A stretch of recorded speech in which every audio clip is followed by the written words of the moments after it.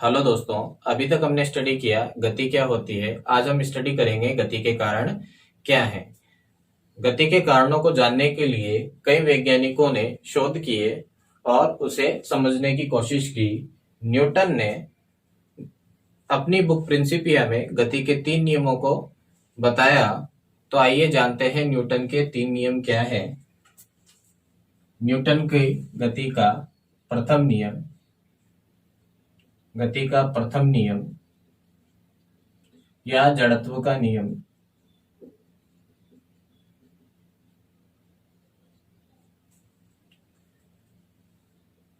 जड़त्व किसी पदार्थ का वह गुण होता है जो अवस्था परिवर्तन का विरोध करता है। जड़त्व क्या होता है? पदार्थ का वह गुण जो अवस्था परिवर्तन का विरोध करता है। अवस्था परिवर्तन का विरोध करने का जो गुण है वो क्या कहलाएगा? जड़त्व। अवस्था से मतलब विराम अवस्था या गति की अवस्था। तो कोई भी वस्तु अपनी अवस्था परिवर्तित नहीं करना चाहती। अगर कोई वस्तु विराम अवस्था में है तो विराम अवस्था में ही बना रहना चाहती है, और अगर कोई वस्तु गति की अवस्था में है तो गति की अवस्था में ही बना रहना चाहती है। जैसे एक बॉक्स रखा हुआ है तो अपनी अवस्था को बनाए रखता है जब तक उस पर कोई बल न लगे। जब तक अगर उस पर कोई बल नहीं लगेगा तो वो अपनी अवस्था में ही बना रहेगा। अवस्था परिवर्तन के लिए हमें बल लगाना जरूरी है।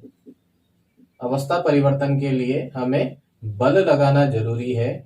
अगर ये बाह्य बल ना हो तो ये वस्तु अपनी अवस्था में ही रहेगी। तो न्यूटन की गति का पहला नियम क्या कहता है कि बाह्य बल की अनुपस्थिति में प्रत्येक वस्तु अपनी अवस्था को बनाए रखती है। अगर वो विराम की अवस्था में है तो विराम की अवस्था में रहेगी, और गति की अवस्था में है तो गति की अवस्था में रहेगी। जड़त्व द्रव्यमान के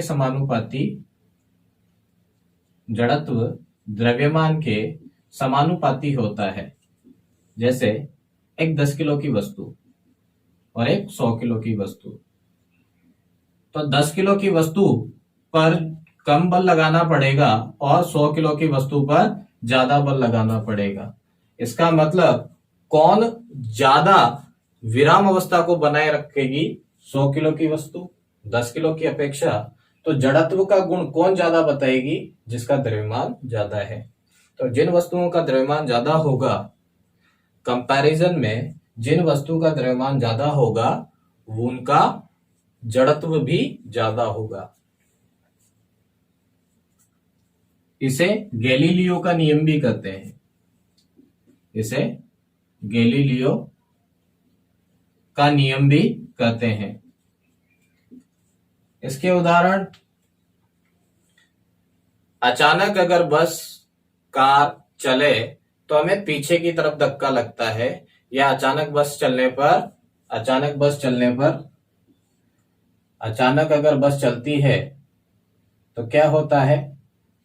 एक आदमी बैठा हुआ है, अचानक अगर बस चलेगी तो क्या होगा? उसे पीछे की तरफ धक्का लगेगा। या ये खड़ा हुआ है तो इसे क्या लगेगा?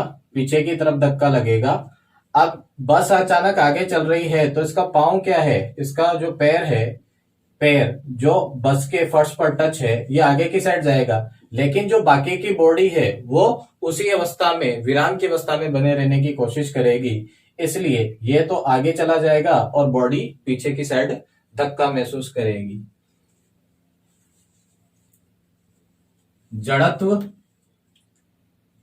3 तरह का हो सकता है: गति का जड़त्व, विराम का जड़त्व और दिशा का जड़त्व।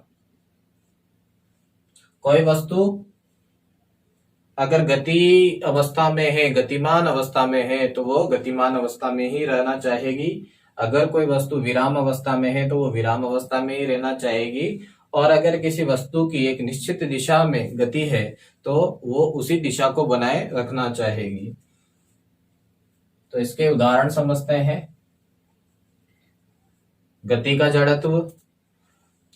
कोई बस चल रही है, अचानक ब्रेक मार दिया जाए तो यात्री आगे की तरफ झुका हुआ महसूस करेंगे, अर्थात यात्री बस के साथ बस की गति, जो बस की चाल थी उसी चाल से चल रहे हैं, उनकी बॉडी भी उसी चाल से चल रही है। अचानक जब ब्रेक मारा जाता है तो फर्श पर टच